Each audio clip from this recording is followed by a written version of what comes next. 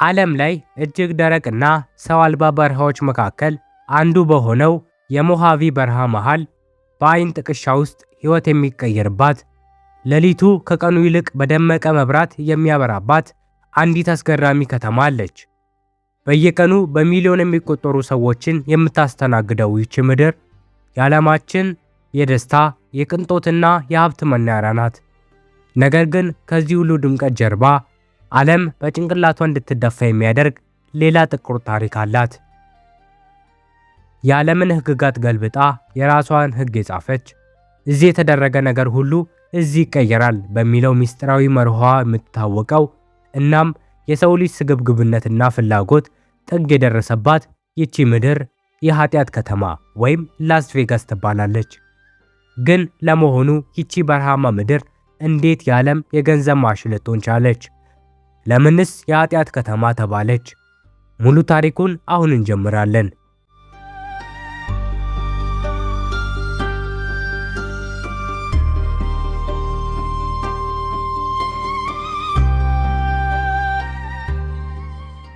ወደ ኋላ መለስ ብለን በ1800ዎቹ መጨረሻ ላይ ብናይ ላስ ቬጋስ ምንም ነገር የሌለባት ለዓይን የሚሰለች አቧራማ በረሃ ነበረች። ላስ ቬጋስ የሚለው ስም የስፓኝ ቋንቋ ሲሆን ትርጉሙም ለምለም ሜዳዎች ማለት ነው። በረሃው መሃል ጥቂት የከርሰ ምድር ተፈጥሯዊ ውሃ ምንጮች ስለነበሩት በረሃውን የሚያቋርጡ ተጓዦችና ነጋዴዎች ፈረሶቻቸውን እያሳረፉ ውሃ የሚጠጡባት ብቸኛ መጠለያ ነበረች። ከተማዋ በይፋ የተቆረቆረችው በ1905 ዓ.ም የባቡር ሐዲድ መገናኛ ስትሆን ነው። ነገር ግን እውነተኛው ትልቅ ለውጥ የሚመጣው በ1930ዎቹ ነው። አሜሪካ በታላቅ የኢኮኖሚ ቀውስ ውስጥ በነበረችበት በዚያ ከባድ ዘመን መንግስት በላስ ቬጋስ አቅራቢያ ሁቨር ግድብ የተባለ ግዙፍና ታሪካዊ ፕሮጀክት መገንባት ጀመረ። ይህ ግድብ በሺዎች የሚቆጠሩ ስራ አጥ ወንድ ሰራተኞችን ከየግዛቱ ወደዚህ በረሃ ሳበ።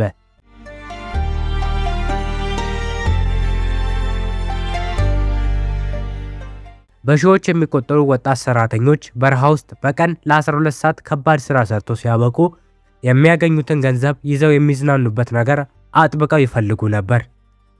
የኔቫዳ ግዛት ይህንን ትልቅ የገንዘብ ምንጭ በፍጥነት ተረዳች። በመሆኑም በ1931 ዓ.ም በሌሎች የአሜሪካ ክፍሎች በጥብቅ የተከለከለውን ቁማር ሙሉ በሙሉ ህጋዊ ያደረገችው። ይህንን ወርቃማ ዕድል ያዩት ደግሞ የአሜሪካ ጨካኝና ስልጡን የማፊያ ቡድኖች ነበሩ። ከኒውዮርክ እና ከቺካጎ የመጡት ማፊያዎች በረሃው ላይ በሚሊዮን የሚቆጠር የጥቁር ገበያ ዶላር በማፈስ ግዙፍ የቁማር ቤቶችንና የቅንጦት ሆቴሎችን መገንባት ጀመሩ።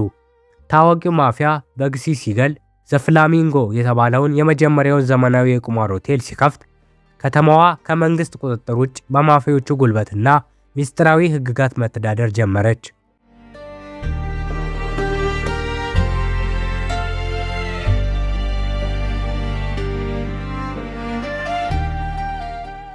ለመሆኑ የኃጢአት ከተማ ወይም ሲን ሲቲ የሚለው ስም ከየት መጣ?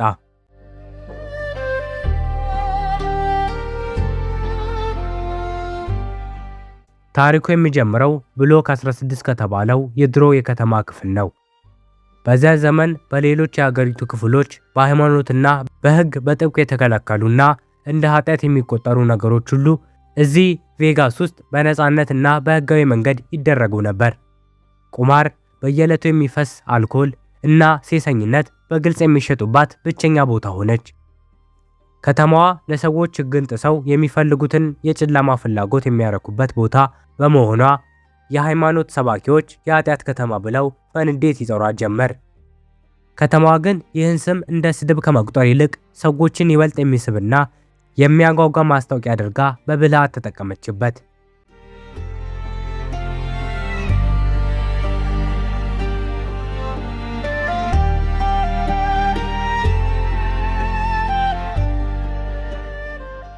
ዛሬ ላይ ላስ ቬጋስ ስንል ትልቁንና እጅግ የደመቀውን ዘ ስትሪፕ የተባለውን ታዋቂ መንገድ ማለታችን ነው። የሚገርመው ነገር ይህ 4 ማይል ርዝመት ያለውና በዓለም ላይ ካሉ እጅግ ውድ ሆቴሎች የተሞላው መንገድ በሕግ ደረጃ ከላስ ቬጋስ ከተማ ክልል ውጪ በፓራዳይስ በሚባል ሌላ አስተዳደር ስር ነው የሚገኘው። ይህ የሆነው ሆቴሎቹ ለከተማዋ ከፍተኛ ግብር ላለመክፈል ባደረጉት ሴራ ነው። እዚህ መንገድ ላይ ስትራመድ በአንድ ቀን ውስጥ መላውን ዓለም የዞርክ ያህል ይሰማሃል።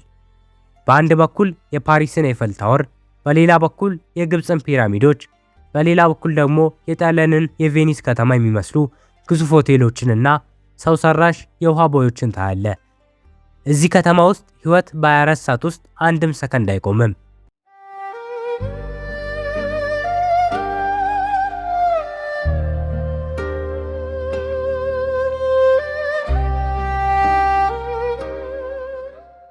ወደ ላስ ቬጋስ ካሲኖዎች ውስጥ ከገባ ግን አንድ በጣም የሚገርምና ድብቅ የሆነ ነገር ታስተውላለ።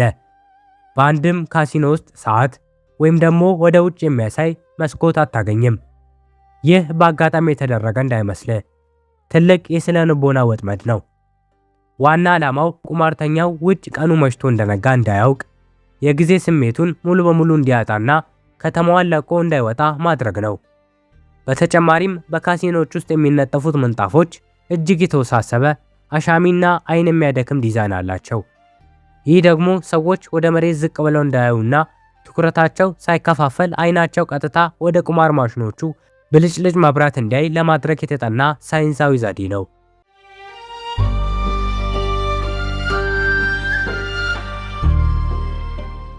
ላስ ቬጋስ የቁማር ብቻ ሳይሆን የፈጣን ጋብቻም ከተማ ናት። በሌሎቹ የአሜሪካ ከተሞች ለመጋባት ብዙ የህግ ሂደት፣ የደም ምርመራና ቀናት ያስፈልጋሉ። ቬጋስ ውስጥ ቀን በ5 ደቂቃ ውስጥ ምንም አይነት ሰከንድ ሳይጠየቅ በግማሽ ሌሊት መጋባት ትችላለህ። የኤልቪስ ፕሪስሊ ልብስ የለበሱ አርቲስቶች ጥንዶችን በደቂቃዎች ውስጥ ያጋባሉ። በየዓመቱ ከ100,000 በላይ ሰርጎች እዚህ ይፈጸማሉ። ነገር ግን ልክ እንደ ሰርጉ ሁሉ ፍቺውም እጅግ ፈጣንና ቀላል ነው። ብዙ ሰዎች በካሲኖ ውስጥ ጠጥተው በስሜት ከተጋቡ በኋላ ጠዋት ከአልኮል ስሜታቸው ሲነቁ በቀጥታ ወደ ፍቺው ቢሮ ያመራሉ።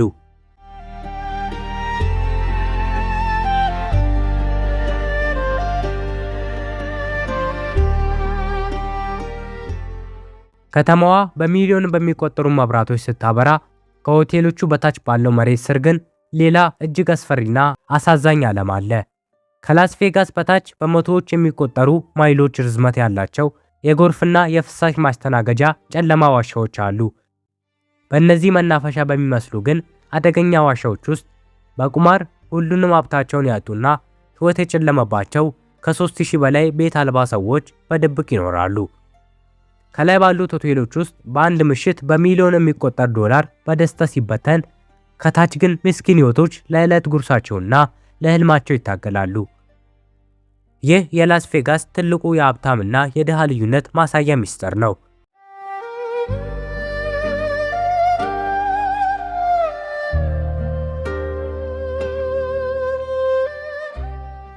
ዛሬ ላይ ላስ ቬጋስ ታሪኳን በከፍተኛ ፍጥነት እየቀየረች ነው። አሁን ላይ ከቁማርና ከጭፈራ ባለፈ የዓለም የከፍተኛ ቴክኖሎጂ፣ ታላላቅ ኮንሰርቶችና የዓለም አቀፍ ስፖርቶች ማዕከል እየሆነች ትገኛለች። በቅርቡ የተገነባው ዘ ስፔር የተባለው ግዙፍና ውድ የሉል ቅርጽ ህንፃ የከተማዋን የቴክኖሎጂ አቅም ወደ ሌላ ደረጃ አድርሶታል። ነገር ግን ከተማዋ ትልቅ የተፈጥሮ ፈተና ከፊቷ አለ።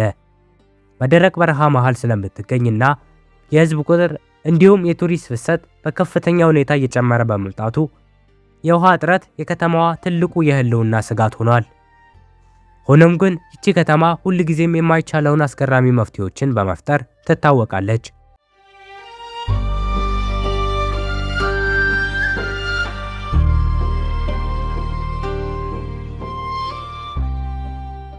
ላስ ቬጋስ በአቧራማ በረሃ ውስጥ ተጀምራ የዓለማችን የቅንጦት ጥግ የሆነች ድንቅ ምድር። ለአንዳንዶች በአንድ ጀንበር ናዳብል የሚሆኑበትና ህልማቸው የሚሳካበት የሀብት ከተማ ስትሆን፣ ለሌሎች ደግሞ ሁሉንም የህይወት ቁሳቸውን አጥተው ባዶ እጃቸውን የሚወጡባት የንዝህላልነት ወጥመድ ናት። የሰው ልጅ ፍላጎት፣ ስግብግብነትና ምናብ እስከምን ድረስ ሊሄድ እንደሚችል ማሳያ ሕያው ምስክር ናት። እዚህ የተደረገ ነገር ሁሉ እዚህ ይቀየራል ይባላል። የላስ ቬጋስ እውነተኛ ታሪክ ግን ለዓለም ሁሉ የሚነግር ድንቅ ዶክመንተሪ ነው።